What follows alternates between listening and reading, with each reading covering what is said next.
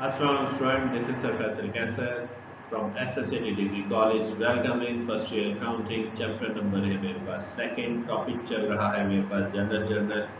और आज हम लोग मजीद जनरल जर्नल के एंट्रीज के बारे में कुछ सीखेंगे, कुछ पढ़ेंगे। होप्स हो कि आप लोग जो है प्रीवियस लेक्चर जो है मेरे ज़रूर देख रहे होंगे और उन लेक्चर्स को ज़रूर बार बार देखें। अगर कोई चीज़ समझ नहीं आ रही तो आप लेक्चर्स को देखने के लिए उसको देखें और फिर आपको समझें, फिर नहीं आता समझ तो आप मुझसे क्लास में भी डिस्कशन कर सकते हैं।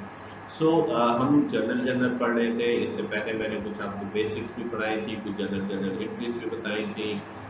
इसके अलावा मैंने डेबिट और क्रेडिट के बारे में आपसे डिस्कशन किया था। मैंने आपको कहा है कि जो अकाउंटिंग की लाइक ABCD है, अकाउंटिंग की जो टर्म्स हैं, अकाउंटिंग की टर्मिनोलॉजीज है, ठीक है, उनको बेसिक्स को समझना बहुत ज़रूरी है। अगर आपकी बेसिक्स बहुत अच्छी होगी तो आप जो नेक्स्ट हमारे पास क्वेश्चन है, जो एंट्रीज है, जो मेन क्वेश्चन हमारे पास बनते हैं, उन्हीं क्वेश्चंस की बेस पर ही सारे कैलकुलेशंस हमारे पास होती है। ठीक है। सो अब हमारे पास जो टॉपिक है वो है जनरल, जो हमारे पास अकाउंटिंग में बहुत ही इम्पोर्टेंट रोल प्ले करता है। अकाउंटिंग साइकिल में सबसे पहले हमारे पास ये रिकॉर्डिंग्स आती है, ठीक है। आपको रिकॉर्डिंग यानी जनरल में आपने रिकॉर्डिंग करनी है, देन फॉरवर्ड हमारे पास बहुत सारी आगे चीज़ें आ जाती हैं, ठीक है। होप के आप लोगों को लेक्चर्स देख रहे होंगे और आपको समझ में भी आ रहा होगा। आज हम जनरल कुछ एंट्रीज पढ़ेंगे, ठीक है। और उस एंट्रीज को पढ़ने के लिए हम अपनी नेक्स्ट स्लाइड पर चलेंगे ताकि आपको मैं इजीली समझा सकूं। हम चलते हैं अपनी नेक्स्ट स्लाइड पर। ओके जी, हमारे पास सबसे पहले जो जनरल एंट्रीज है उसको समझने के लिए आपको जो रूल्स है, ठीक है, ये आपको रूल्स याद होना बहुत ज़रूरी है, ठीक है। कि जब एसेट और एक्सपेंस इंक्रीज होते हैं तो वो किस साइड लिखे जाएंगे, हमारे पास डेबिट साइड पे। ये ऑलरेडी मैं आपको बता चुका हूँ, आई एम जस्ट रिवाइज, ठीक है। मैं आपको क्या कर रहा हूँ, ये सिर्फ रिवाइज कर रहा हूँ, ठीक है। अब और दूसरी बात हमारे पास कि जब हमारे पास लायबिलिटी और क्या नाम है, लायबिलिटी, इनकम और कैपिटल, ठीक है, जब ये डिक्रीज होते हैं तो ये कहाँ लिखे जाते हैं, डेबिट लिखे जाते हैं, ठीक है। और यानी यहाँ पर अगर हम लोग देखें लायबिलिटी, इनकम, कैपिटल जब इंक्रीज होते हैं तो ये कहाँ लिखे जाते हैं, मेरे पास क्रेडिट, ठीक है। अगर आप कोशिश करें कि सिर्फ इंक्रीज साइड ही याद कर लें तो डिक्रीज साइड ऑटोमेटिकली आपको याद हो जाएगी, ठीक है। तो अब यहाँ पर इस जगह पर हमारे पास उन्होंने स्टार्टिंग में सिर्फ हमारे पास क्या है, सिर्फ इंक्रीजिंग सेंस लगाया हुआ है, ठीक है। तो अगर आप यहाँ पर ये याद कर लें कि भाई ये दो एसेट और एक्सपेंस इंक्रीज होंगे तो डेबिट होंगे, लायबिलिटी, इनकम और कैपिटल जब इंक्रीज होंगे तो वो कहाँ लिखे जाएंगे, वो क्रेडिट लिखे जाएंगे, ठीक है। ये चीज़ आपको बेसिक याद होनी चाहिए। किसी भी जनरल एंट्रीज में, पर्सनल अकाउंटिंग में बहुत इम्पॉर्टेंट रोल इनका प्ले होता है, ठीक है। होप कि आप लोगों ने ये याद करा होगा। अगर याद नहीं करा तो फिर दोबारा आप इस चीज़ को देखें, मेरे लेक्चर्स को देखें ताकि आपको ये याद हो सके। ये हमारे पास ऑब्वियसली व्हेन एसिड इंक्रीज तो हमारे पास कहाँ लिखा जाता है, लेफ्ट हैंड साइड। ऑब्वियसली आपको पता है कि जो हमारे पास डेबिट साइड है, ठीक है, वो क्या होती है हमारे पास हमेशा लेफ्ट साइड पे होती है, और जो हमारे पास राइट हैंड साइड है वो क्या होती है, मेरे पास क्रेडिट साइड होती है, ठीक है। एसेट्स और एक्सपेंस ऑब्वियसली जब डिक्रीज होंगे तो वो कहाँ लिखे जाते हैं, क्रेडिट में। ये आपके सामने इन्होंने मेंशन भी किया, ठीक है मेरे पास। यहाँ तक आप लोगों को बात समझ आ गई होगी कि हमारे पास जो है ये asset, expense, liability, income, capital को हम जब बढ़ाते हैं तो हमारे पास इंक्रीज होते हैं, दो अलग कंडीशंस में हैं और तीन अलग कंडीशंस में, ठीक है। हम चलते हैं अपनी नेक्स्ट स्लाइड पर। ओके जी, यहाँ पर आपके सामने एक क्वेश्चन नजर आ रहा होगा, ठीक है। और क्वेश्चन में हमारे pass on June 1, 2018 Tariq traders invest cash 5 lakh in the business during the month he completed the following transaction। कोई तारिक नाम का शख्स है, तो तकी नाम का कुछ शख्स है, उसने क्या करा हुआ है कि वो बिजनेस स्टार्ट करा है, 5 लाख रुपए की उसने इन्वेस्टमेंट करी है और हमें क्या बनाना है, इनकी जर्नल एंट्रीज बनानी है। ठीक है, ऑब्वियसली जर्नल एंट्रीज बनाने से पहले फिर वो ये चीज़ आपके सामने मैं इसलिए हर क्या नाम है स्लाइड्स में मैंने ये रखा हुआ है ताकि आप लोगों को एंट्रीज बनाने में किसी किस्म की कोई प्रॉब्लम ना हो सके। ठीक है, तो ये हमारे पास मैं हर स्लाइड पर रखूँगा ताकि यहाँ से इन रूल्स को जो है देखते हुए हम एंट्रीज बना सकें। ठीक है जी, अच्छा जी, होप सो के आप लोगों को ये नज़र आ रहा हो। ठीक है, अब हमारे पास क्या करा है कि जो फर्स्ट ट्रांजेक्शन है, ठीक है, फर्स्ट ट्रांजेक्शन में वो कह रहा है कि 5 लाख रुपए उसने बिजनेस में इन्वेस्ट करें। पहले भी बता चुका हूँ, इन्वेस्टमेंट डजंट मीन दैट कि आपका कोई खर्चा हो गया है।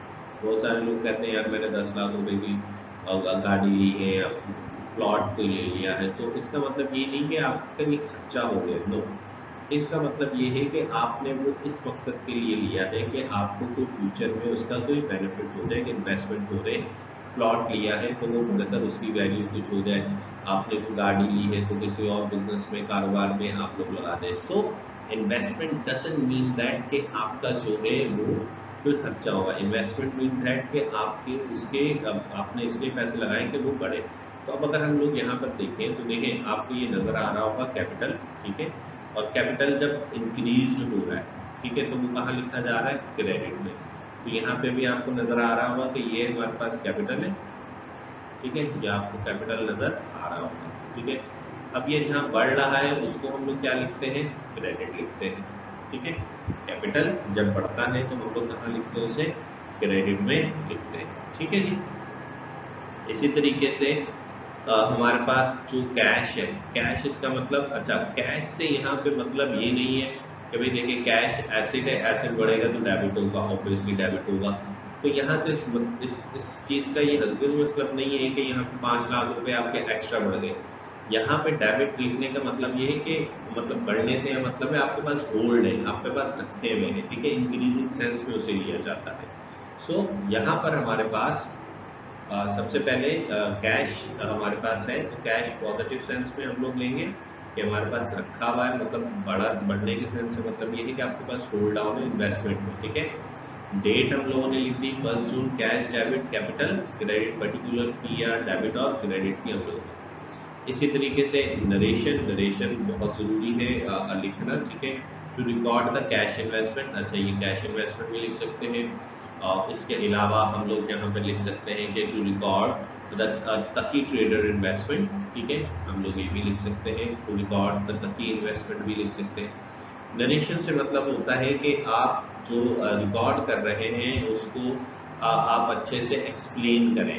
ठीक है, रिकॉर्ड से मतलब क्या है कि आप उसको सिंपल वे में आप उसकी जस्ट ट्रांसलेशन लाइक कर दें, एक्सप्लेन कर दें उसको कि इस हमारे पास एंट्री के अंदर हुआ क्या है। ठीक है, ओके जी, नेक्स्ट हमारे पास देखते हैं, नेक्स्ट हमारे पास क्या है। इन्होंने ये कहा कि जून 2 को, ठीक है, जून 2 को परचेज की है मर्चेंडाइज। ठीक है, मर्चेंडाइज परचेज की है 35,000 रुपए की, and issue a cheque for the amount. अच्छा, अब देखिए आपने मर्चेंडाइज खरीदी। ठीक है, अच्छा मर्चेंडाइज खरीदी, और मर्चेंडाइज जब आपने खरीद ली, परचेज की है आपने, ठीक है, तो ओबियसली आपके पास मर्चेंडाइज आ जाएगी परचेज करें। लेकिन उसके होता क्या है, समटाइम क्या करते हैं, समटाइम हम लोगों ने क्या कर रहा है, कैश देते हैं कि भाई हमने कैश दे दिया आपको, ये हमने चीज़ खरीदी, ये कैश ले लो। या फिर हम उससे उधार कर लेते हैं, तो उधार करने के लिए हम जो वर्ड यूज़ करते हैं वो क्या यूज़ करते हैं, वो यूज़ करते हैं अकाउंट्स पेबल। ठीक है, ये हम लोग उधर चीज़ें रिकॉर्ड करते हैं। लेकिन यहाँ पे सिचुएशन थोड़ी सी क्या हो गई है, चेंज हो गई। अब यहाँ पे जो पेमेंट है वो पेमेंट ना तो कैश के थ्रू हो रही है और ना ही उधार किया जा रहा है। तो इन्होंने कहा कि भाई and issue a cheque for the amount, cheque issue हो गया है किसके लिए, हम लोगों ने जो मर्चेंडाइज खरीदी थी। तो एंट्री क्या होगी कि हमने परचेज किया। ठीक है, अच्छा अब इसके सामने लिख सकते हैं, ठीक है, कि आप वैसे तो नरेशन में लिखा हुआ है, इतना इशू नहीं है, परचेज मर्चेंडाइज, ठीक है, बाय बैंक। ठीक है, बैंक के थ्रू हम लोगों ने, यानी बैंक के थ्रू हम लोगों ने पेमेंट करी और हम लोगों ने उसको दे दिया, तो परचेज डेबिट कर दिया। हमने यहाँ पे अगर कैश में करते तो हम लोग बैंक की जगह क्या लिखते, यहाँ पे कैश लिख देते, और अगर कहीं उधार है तो उधार की जगह हम लोग क्या कर देते, अकाउंट्स पेबल लिख देते। ठीक है, इतना सा हमारे पास सिर्फ इसका फर्क आता है। ठीक है, अमाउंट कितनी, 35,000, और हम लोगों ने यहाँ पर भी क्या लिख दिया, 35,000 लिख दिया। क्लियर होगा। नेक्स्ट हमारे पास जो ट्रांजैक्शन है, नेक्स्ट ट्रांजैक्शन ये है कि जून 6 को, अच्छा अब यहाँ पर भी अगर हम इसको देखा जाए, ठीक है, अगर मैं बात करूँ यहाँ पर बैंक की, ठीक है ना, तो बैंक क्या है, एसेट है। एसेट जब कम होता है तो वो कहाँ लिखा जाता है, क्रेडिट में। ये नजर आ रहा है आपको, परचेज की है आप लोगों ने, ठीक है, यहाँ पर आप इसको एज अ एक्सपेंस में भी कंसिडर करवा सकते हैं, एज अ हम लोग इनको एसेट्स में भी इसको कंसिडर करवा सकते हैं। यानी ये सिस्टम आगे चलते हैं, हमारे पास दूसरी तरफ चले जाते हैं हमारे पास, कि हमारे पास पीरियोडिक और हमारे पास दूसरी चीज़ों में, इसलिए यहाँ पे सिर्फ फिलहाल आप परचेज और मर्चेंडाइज लिख सकते हैं इसको मिक्स करके। ठीक है, ओके जी। तो जून 6 परचेज ऑफिस सप्लाईज। अच्छा, अब एक और बात यहाँ पे क्लियर करता जाऊँ कि अगर सिर्फ मर्चेंडाइज का नाम आ रहा है तो आपने लिखना नहीं है। ठीक है, अगर तो किसी पर्टिकुलर चीज का नाम आ गया है, ऑफिस इक्विपमेंट मशीन, तो उसको आपने मेंशन करना है, लाइक ऑफिस सप्लाईज। अब ऑफिस सप्लाईज क्या चीज है, ऑफिस सप्लाईज हमारे पास एसेट है। एसेट जब बढ़ता है तो डेबिट हो जाता है, इसलिए हमने यहाँ पे क्या कर दिया, इसको डेबिट कर दिया है। ठीक हो गई बात। अच्छा जी, नेक्स्ट हमारे पास क्या है, अच्छा जो ऑफिस सप्लाईज है वो किस पे है हमारे पास, कैश पे। ठीक है, कैश पे हम लोगों ने ऑफिस सप्लाईज खरीदी थी। तो कैश क्या चीज़ है, कैश मेरे पास एसेट है। एसेट इस कंडीशन में मेरे पास कम हो जाएगा। और ऑफिस सप्लाईज, ऑफिस सप्लाईज क्या है, ऑफिस सप्लाईज हमारे पास एसेट्स है। एसेट्स जब बढ़ता है तो मेरे पास डेबिट हो गया। कैश भी एसेट है, एसेट्स जब कम होगा तो हमारे पास क्या हो जाएगा, वो क्रेडिट हो जाएगा। नरेशन में हम लोग क्या लिख सकते हैं, नरेशन में हम लोगों ने लिखा purchase office, purchase office supplies और कैश। ठीक है, ये हम लोग इसको इस तरह लिख देंगे। ठीक हो बात। अच्छा जी, तो अब ये देखें, अब आपको अगर किसी को रूल्स याद नहीं है, ठीक है, कि भाई ऑफिस सप्लाईज क्या है, अब यहाँ पे नजर आ रहा है कि आपने ऑफिस सप्लाईज खरीदी है, तो ऑफिस सप्लाईज एसेट है, एसेट्स बढ़ता है तो डेबिट में होगा। अब तो मैंने डेबिट लिख दूंगा। लेकिन अगर आप में से किसी बच्चे को यही नहीं पता कि ऑफिस सप्लाईज है क्या, और ऑफिस सप्लाईज अगर पता है कि ये एसेट है, लेकिन आपको ये रूल्स याद नहीं है, ठीक है, अगर आपको ये रूल्स याद नहीं है तो फिर भी आपके लिए प्रॉब्लम। अब अगर किसी को कैश, अब बहुत सारे लोग कहते हैं भाई हमारा कैश तो इनकम है, ठीक है, कैश तो इनकम। तो हमारे पास अकाउंटिंग सिस्टम्स में, हमारे पास अकाउंटिंग टेक्नोलॉजी के मुताबिक कैश इज अ एसेट्स। ठीक है, जो आपको फ्यूचर में बेनिफिट्स देगा, जो आपके रिसोर्स में आपके पास अकाउंट होगा होता है, जिससे आपको फ्यूचर में कुछ ना कुछ क्या होगा, कोई फायदा होगा हमारे पास। ठीक है, सो हमारे पास यहाँ पर क्या है कि जून 6 को ऑफिस सप्लाईज परचेज करी, कितने की, 750 की। Office supplies debit, cash credit. फिर नेक्स्ट क्या है हमारे पास, जून 8 को cash sales deposit into bank. अच्छा, ये बड़ी इंटरेस्टिंग है। अब देखिए, मिसाल के तौर पर अगर मैं कैश सेल्स करता हूँ, ठीक है, तो कैश सेल्स का मतलब क्या है कि मैं यूं एंट्री बनाऊंगा कि कैश डेबिट और सेल्स क्रेडिट। ठीक है, कैश डेबिट और सेल्स क्रेडिट, ये हम इस तरह एंट्री बनाएंगे। या अगर आपने उधार पर बेचा है, ठीक है, अगर आपने उधार पर बेचा है तो कैश की जगह हम लोग क्या लिख देंगे, कैश की जगह हम लोग लिख देंगे अकाउंट रिसीवेबल। ठीक है, कैश की जगह हम लोग क्या लिखेंगे, अकाउंट रिसीवेबल हम लोग लिखेंगे। ठीक है, लेकिन यहाँ पर जो उन्होंने कहा कि उन्होंने कहा कैश सेल्स तो हुई है, यानी जो पैसे हैं वो सेल कैश पे हुई है, लेकिन वो क्या करें, हम लोगों ने वो पैसे डिपॉजिट करवा दिए। अब वो डिपॉजिट क्या करा दिए, बैंक में करा दिए। तो हम क्या करेंगे, जैसे यहाँ पे अकाउंट रिसीवेबल है और यहाँ पे क्या था, यहाँ पे था मेरे पास कैश, और ये दोनों हमारे पास क्या हो जाएंगे, खत्म हो जाएंगे, क्योंकि अब तो उन्होंने कहा बैंक में डिपॉजिट। तो बैंक में अगर उसने डिपॉजिट करा दिया है तो मैं क्या करूँगा, यहाँ पे बैंक लिख दूंगा। ठीक है, मैं यहाँ पे क्या लिखूंगा, वो बैंक लिखूंगा। तो ना तो कैश आएगा, ना तो अकाउंट रिसीवेबल आएगा, और ना ही हमारे पास, सॉरी, ना तो ये कैश ना अकाउंट रिसीवेबल। हमारे पास क्या आएंगे, हमारे पास सिर्फ आ जाएगा, और वो आ जाएगा बैंक। ये आपको यहाँ पे नजर भी आ रहा होगा। ठीक हो गई बात। सो ये हमारे पास इंक्रीज यहाँ तक हो गई। अच्छा जी, नेक्स्ट हमारे पास क्या था कि goods sold worth 60,000 and receive a cheque 58,500 from a customer as final settlement and deposit the same into bank. अब आपने माल बेचा है 60,000 रुपए का। जब आपने 60,000 रुपए का माल बेचा तो 60,000 रुपए ही मिलने चाहिए। लेकिन यहाँ पे इन्होंने कहा कि इनको जो पैसे मिले हैं, देख रहे हैं यहाँ पर आपको नजर आ रहा होगा कि यहाँ पर जो इनको पैसे मिले हैं वो कितने मिले हैं भाई, 58,500 मिले हैं। ठीक है, इनको जो पैसे मिले वो 58,500 पैसे मिले। लेकिन जो माल बेचा था, माल तो 60,000 रुपए का, पर आगे उन्होंने कहा एंड रिसीव अ चेक। अच्छा, पैसे भी किस में मिले हैं इनको, चेक में मिले हैं।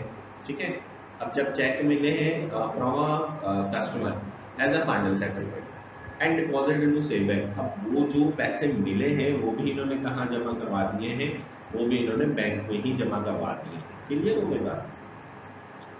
अच्छा, अब जाहिर सी बात है, हम अगर एंट्री की तरफ देखें, जैसे ऊपर था बैंक में वाला था, नीचे अब यहाँ पर क्या है, वो है बैंक नहीं, और उनको चेक मिला है और वो भी डिस्काउंट के थ्रू यानी बैंक का।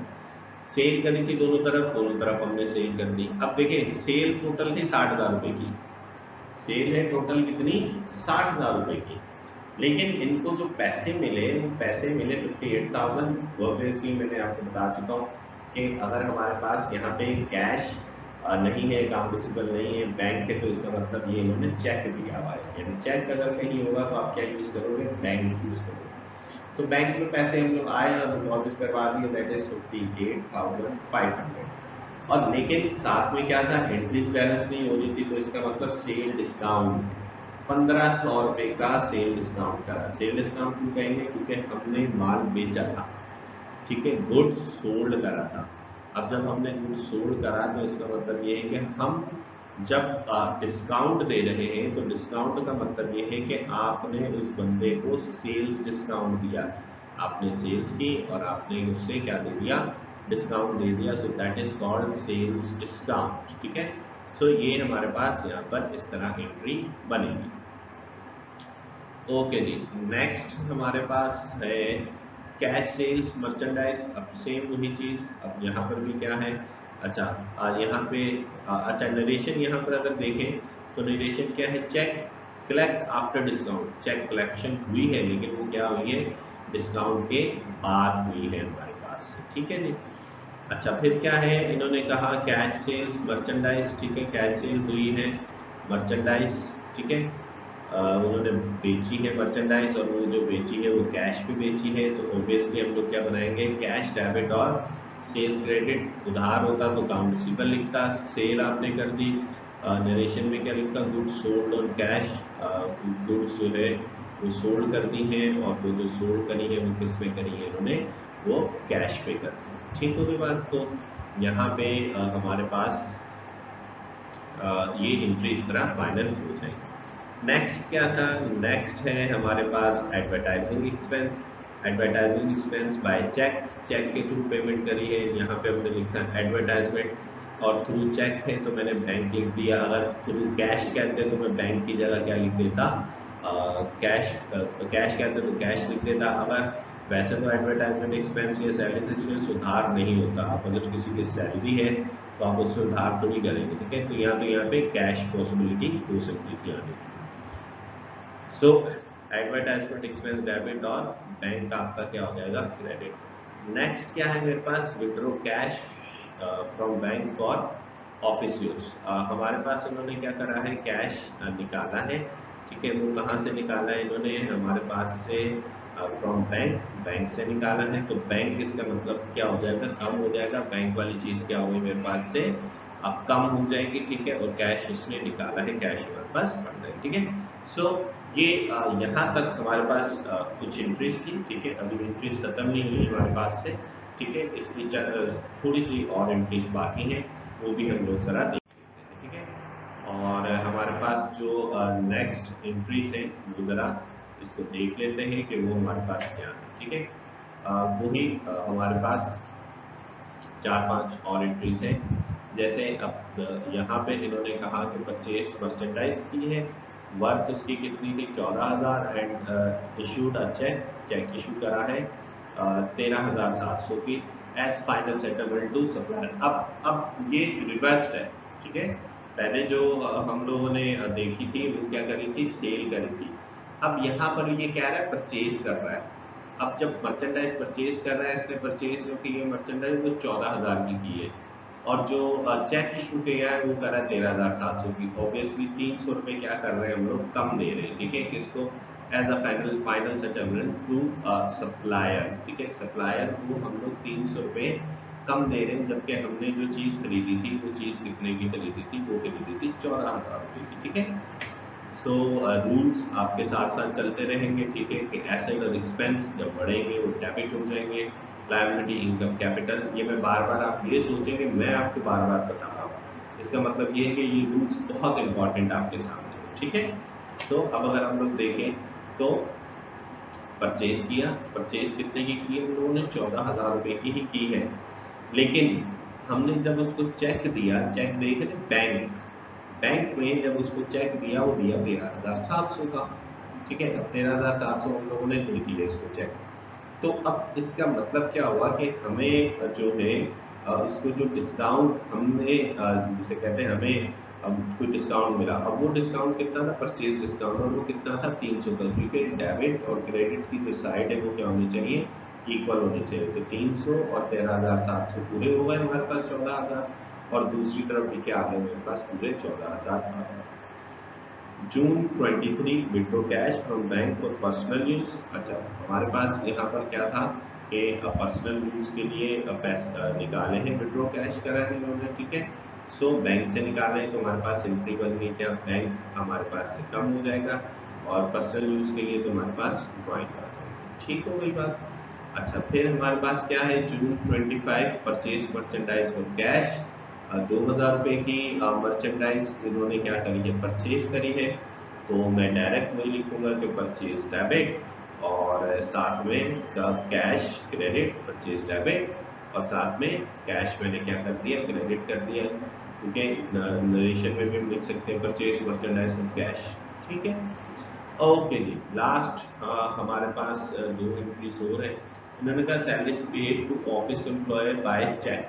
ठीक है, अच्छा ये नोटिस करें, अगर इन्होंने कभी ये नहीं लिखा होता बाय चेक वगैरह तो बी नोटेड, सैलरीज हमेशा फॉरन ही पे कर दी जाती है, उधार नहीं होता, इसमें अकाउंट टेबल नहीं लिख सकते। ठीक है, salaries paid to office supply सिर्फ इतना ही लिखा होता तो आप डायरेक्ट कैश के थ्रू एंट्री पास कर देते।